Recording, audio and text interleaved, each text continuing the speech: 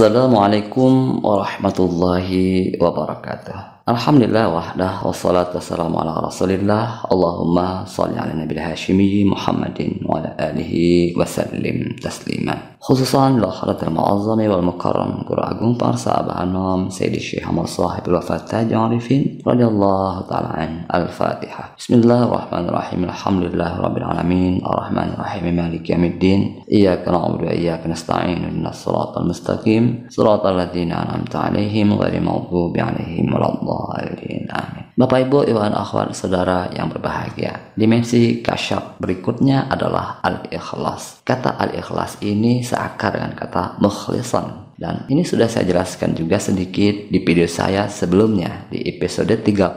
Khalisan, mukhlisan dalam zikir jahar. Siasat berzikir, tidak berpikir. Jadi silahkan didalami pengertian ikhlas atau mukhlisan di video saya sebelumnya ya Bapak Ibu sekalian. Lalu kemudian Bapak Ibu, apa arti ikhlas di sini? Ikhlas di sini artinya melepas, melepaskan, mengikhlaskan. Apa yang kita lepaskan? Hijab-hijab batin kita, sampah-sampah batin kita. Semakin banyak kita melepas, semakin tercapai pula tujuan ikhlas itu. Jadi itu ya Bapak Ibu sekalian, ikhlas itu artinya melepas. Kemudian Bapak Ibu sekalian, berkenaan dengan kasyaf, ketersingkapan batin, terbukanya tirai-tirai batin, yaitu pada dimensi al-ikhlas, melepas, kesediaan diri untuk melepas ini, ada dua hal di sini yang ingin saya jelaskan. Yang pertama adalah mengenal diri, dan yang kedua adalah kesadaran batin itu di depan. Jadi mengenal diri dan kesadaran batin di depan, keduanya ini merupakan berkah dari al-ikhlas, berkah dari karena kita bersedia untuk melepas. Di video kali ini akan dijelaskan yang pertama ya Bapak Ibu. Adapun yang kedua, kesadaran di depan, insya Allah di video berikutnya. Bapak Ibu, ikhwan akhwat saudara yang berbahagia, mengenal diri, tentu kita sudah tahu persis ya, sebagaimana di dalam hadis yang sering kita dengar, man arafa nafsahu faqad arafa rabbah. Siapa yang mengenal dirinya pasti mengenal Tuhannya. Artinya apa? Mengenal diri itu merupakan kunci segala kebaikan. Di dalam mengenal diri itulah adanya semua kebaikan, etika dan keindahan estetika. Lalu bagaimana cara mengenal diri? Caranya adalah kalimah thayyibah, zikir jahar dan zikir khafi. Ketika zikir itu kita melepas, dan melepas. Kita terus menerus membersihkan. Kita terus menerus membuka hijab-hijab yang menghalangi diri. Sehingga selapis-selapis terkasyaf, sedikit-sedikit tersingkap. Dan kita pun semakin kenal diri kita sendiri. Disadari atau tidak disadari oleh kita. Karena itu Bapak Ibu, mari kita melakukan refleksi pada kehidupan kita selama ini. Mungkin dulu kita ini keras hati, susah dikendalikan. Kita dulu mungkin seorang egois, seorang yang angkuh dan sombong. Namun setelah tersentuh zikir, hati ini menjadi tidak lagi sekeras dulu. Kita lebih bisa dikendalikan. Ego kita lebih bisa ditekan. Emosi lebih bisa dikendalikan. Kalau dulu ucapan ini kasar, sekarang lebih lembut. Kalau dulu perbuatan kita itu masih banyak jeleknya, sekarang lebih banyak santunnya. Kalau dulu pikiran ini selalu banyak yang negatifnya, sekarang lebih banyak yang positifnya. Nah Bapak Ibu, ngerasain tidak Bapak Ibu sekalian? Jadi kita merasakan ada sedikit-sedikit, selapis-selapis perubahan itu. Kita merasa ada perubahan itu, ada banyak perubahan itu, bahkan sangat banyak mungkinnya perubahan itu. Setelah kita belajar zikir, setelah batin itu tersentuh zikir, setelah kita mendawamkan kalimat thayyibah, zikir jahar dan zikir khafi. Benar ya Bapak Ibu sekalian? Nah ini kasyaf Allah Bapak Ibu. Ada hijab yang tersingkap, ada tirai yang terbuka, ada fenomena kasyaf karena kita mendawamkan zikir itu. Disadari atau tidak disadari oleh kita, fenomena kasyaf itu telah berproses, telah terjadi. Kalau memang kita berubah dari yang dulunya keras hati, sangat egois, sangat ambisius, sangat radikal, mudah terbawa nafsu, namun sekarang lebih lembut hati, lebih merendah, lebih open minded, lebih terkendali, lebih moderat, maka ini sudah pasti ya Bapak Ibu, ada hijab batin yang tersingkap. Nah, ketersingkapan hijab-hijab batin ini adalah kasyaf. Maka semakin banyak hijab-hijab batin yang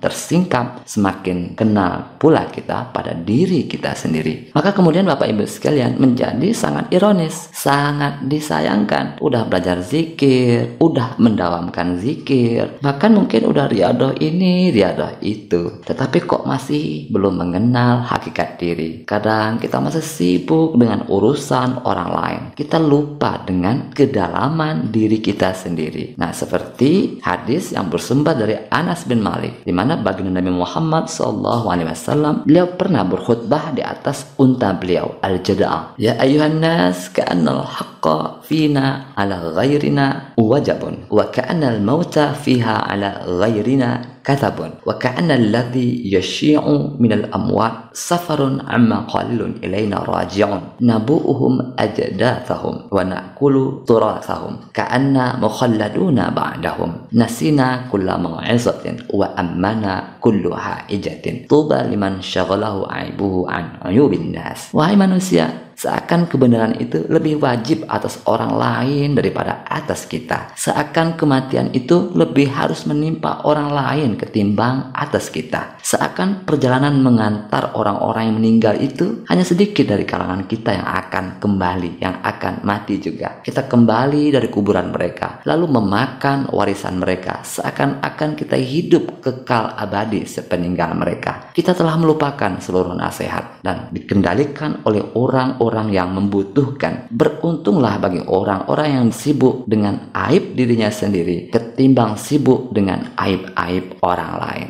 Bapak Ibu, berdasarkan hadis ini, kalau kita masih sibuk dengan aib orang lain ketimbang aib diri kita sendiri, dan ini tentu saja sangat tercela ya, dan ini juga merupakan tanda bahwa kita belum mengenal diri kita dengan baik. Rajin manakiban, tetapi kemudian kita menilai dan merendahkan orang yang tidak manakiban. Rajin khotaman, tetapi kemudian kita menilai dan merendahkan orang yang tidak khotaman. Rajin ke masjid, tetapi kemudian kita menilai dan merendahkan orang lain yang tidak ke masjid. Kan ini kesombongan ya Bapak Ibu sekalian. Kalau kita mengenal diri dengan baik, tentu kita tidak akan merendahkan orang lain. Ketika kita merendahkan orang lain itu, nah itu kan seakan-akan kita mengatakan, aku loh yang rajin itu, aku loh yang pantas jadi teladan itu. Jadi kalau kita merendahkan orang lain, itu ada kalimat lain yang tidak terucap oleh kita, yang ada di dalam batin kita. Tetapi karena kita tidak mengenal diri dengan baik, kita tidak mampu menyadari pergerakan kesombongan ini di dalam batin kita sendiri.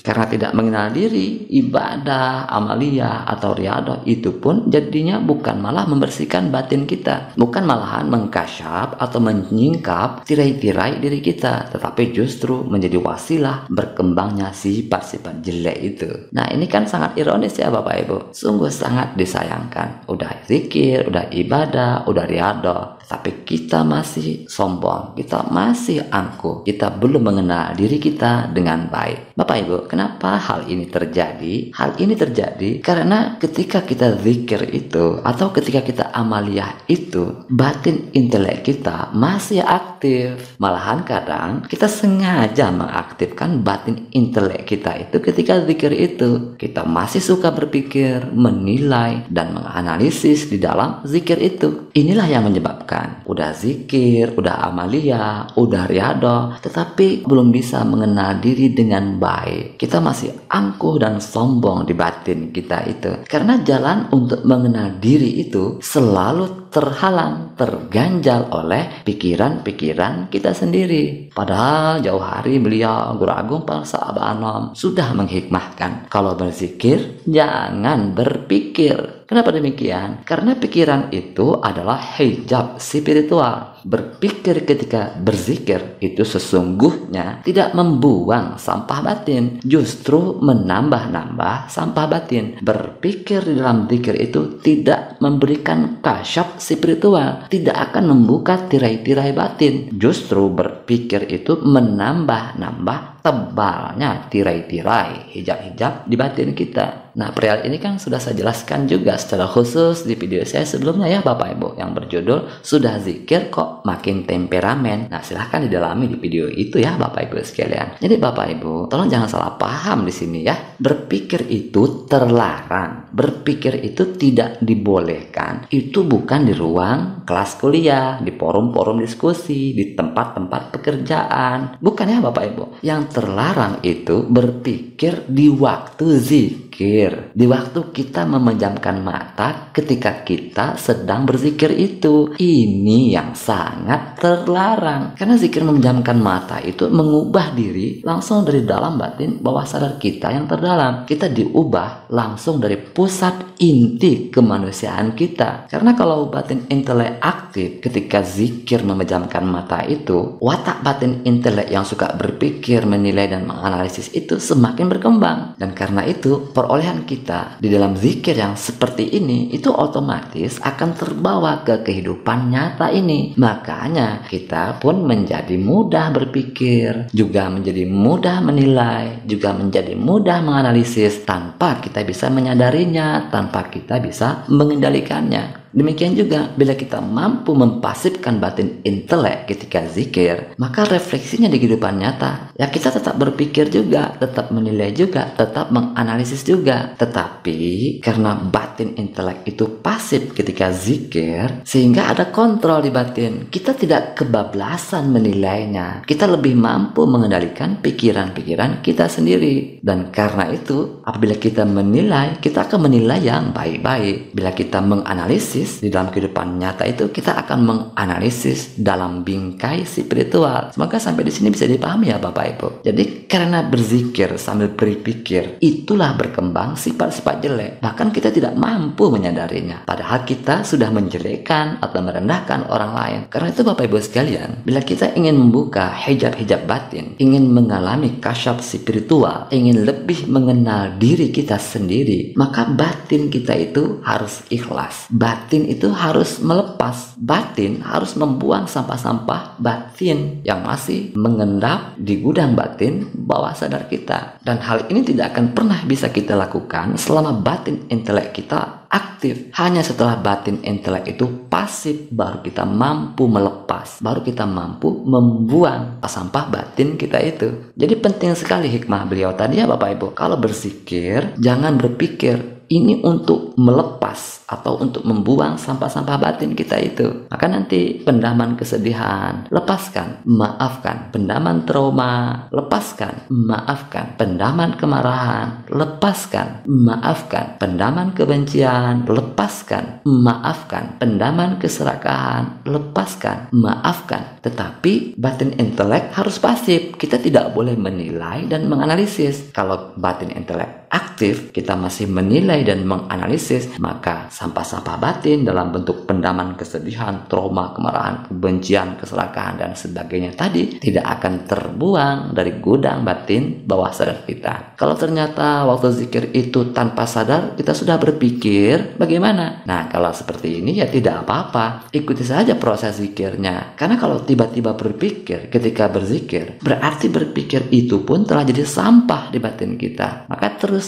kuatkan kesadaran zikirnya. Biarkan zikir yang membersihkan sampah-sampah intelektual ini. Yang terpenting itu kita tidak menyengajakan untuk berpikir ketika zikir itu. Jadi yang terlarang itu bila kita sengaja berpikir ketika zikir, kita sengaja menerjemahkan kalimat zikir, kita sengaja menghayati makna zikir, kita sengaja mengundang memori apapun agar berpikir. Kan seringkali kesalahan kita ketika zikir, dan ini sangat fatal ya Bapak Ibu, yaitu kita gagal paham mengenai cara merasakan zikir itu, sehingga seakan-akan merasakan zikir itu ya seperti aktor yang mendatangkan hal-hal yang sedih, dosa-dosa masa lalu misalnya ya, dan dianalisis, dihayati, direnungkan, sehingga akhirnya bisa menangis. Ya ini pun sebetulnya sudah sangat bagus di tahapan awal kita belajar zikir. Kalau baru belajar zikir, masih pendahuluan, ya saya kira tidak apa-apa ya Bapak Ibu.